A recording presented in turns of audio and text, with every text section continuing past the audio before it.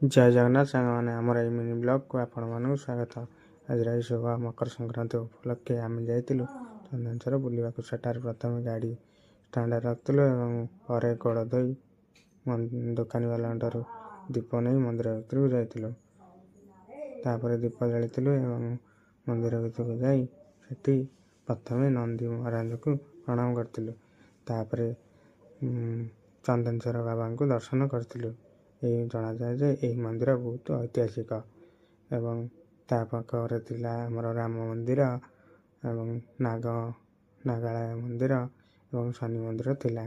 ଏହି ମନ୍ଦିର ଦର୍ଶନ କରି ସେଠାରେ ଯାଉଥିଲା ବେଳେ ବାଟରେ ବତକ ଦେଖିଲୁ। ସେଠାରେ ବତକ ଗୁଡ଼ିକ ବହୁତ ସୁନ୍ଦର ଦେଖାଯାଉଥିଲେ। ଏହି ମିନି ବ୍ଲଗଟି ଆପଣମାନଙ୍କୁ କେମିତି ଲାଗିଲା କମେଣ୍ଟ ମାଧ୍ୟମରେ ଜଣାଇବେ ଏବଂ ସବସ୍କ୍ରାଇବ୍ କରିବେ। ଧନ୍ୟବାଦ। ଜୟ ଜଗନ୍ନାଥ।